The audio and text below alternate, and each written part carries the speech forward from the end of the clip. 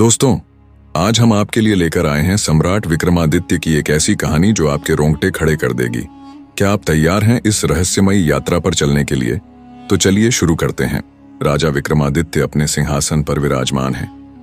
दरबार में सन्नाटा है, लेकिन राजा के चेहरे पर चिंता साफ झलक रही है।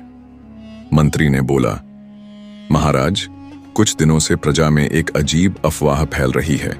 लोग कहते हैं कि वन के बीचों बीच एक गुफा है जहां से रात को रहस्यमयी आवाजें आती हैं।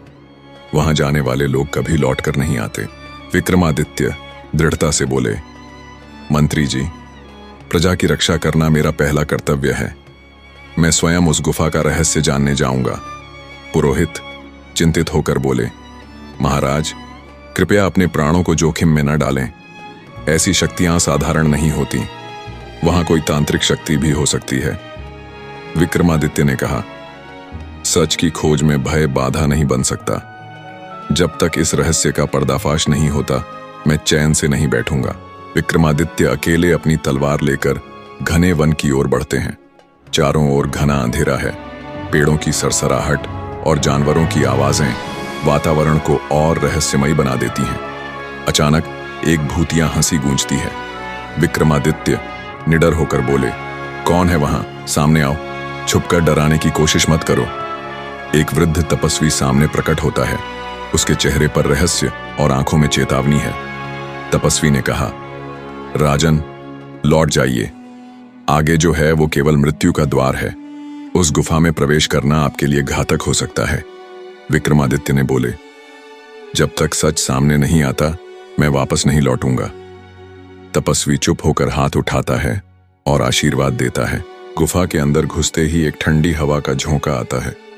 गुफा अंधकारमय है, लेकिन कहीं से हल्की सी रोशनी झिलमिलाती दिखती है। विक्रमादित्य सोचते हैं कि ये रोशनी कहां से आ रही है। क्या कोई यहां छुपा है? थोड़ा आगे बढ़ते ही दीवार पर एक शिलालेख नजर आता है, जिस पर लिखा होता है, जो सच की तलाश करेगा उसे बलिदान देना होगा। विक्रमादित्य दृढ़ निश्चय से बोले, यदि सच पाने के लिए बलिदान देना पड़े तो मैं तैयार हूं। अचानक जमीन कांपने लगती है और एक गुप्त द्वार खुल जाता है। द्वार के दूसरी ओर एक विशाल कक्ष है, जिसमें एक तांत्रिक बैठा मंत्रोच्चार कर रहा होता है। उसके चारों ओर अजीब सी आकृतियां बनी हुई हैं। तांत्रिक कहा, विक्रमादित्य, मुझे पता था कि तुम यहां आओगे, लेकिन यहां से जिंदा लौटना तुम्हारे लिए नामुमकिन है। विक्रमादित्य ने बोले, तुम प्रजा को डराकर अपना उल्लू सीधा कर रहे हो। यह नाटक अब ज्यादा देर नहीं चलेगा। यदि तुम में हिम्मत है तो सामने आओ। तांत्रिक जोर से मंत्र पढ़ता है और एक विशाल राक्षस प्रकट होता है। विक्रमादित्य तलवार निकालते हुए बोले, धर्म की रक्षा के लिए मैं कुछ भी दांव पर लगा सकता हूं। आओ। विक्रमादित्य और राक्षस के बीच जबरदस्त युद्ध होता है। गुफा तलवारों की चमक और राक्षस की दहाड़ों से गूंज उठती है। विक्रमादित्य अपनी बुद्धि और साहस का प्रयोग कर राक्षस को पराजित करता है। तांत्रिक घुटनों पर गिरते हुए बोला, मुझे माफ कर दीजिए महाराज, लालच ने मेरी आंखें बंद कर दी थीं। मैं अपनी भूल मानता हूं। विक्रमादित्य ने बोले, यदि सच में पश्चाताप है तो प्रजा की सेवा करो। यही तुम्हारे प्रायश्चित का मार्ग है। यह तुम्हारा अंतिम मौका है। विक्रमादित्य गुफा से बाहर निकलते हैं। बाहर प्रजा उनका जोरदार स्वागत करती है। मंत्री बोला, महाराज, आपने एक बार फिर अपनी वीरता से हमें संकट से बचा लिया। हम आप पर गर्व करते हैं।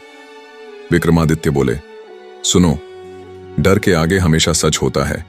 हमें अपने कर्तव्यों से कभी पीछे नहीं हटना चाहिए। सत्य और धर्म की राह पर चलना ही सच्ची वीरता है। तो दोस्तों, ये थी सम्राट विक्रमादित्य की एक और रहस्यमयी और प्रेरणादायक कहानी। अगर आपको ये कहानी पसंद आई हो तो लाइक करें, शेयर करें और हमारे चैनल को सब्सक्राइब करना न भूलें। मिलते हैं अगली रोमांचक कहानी में।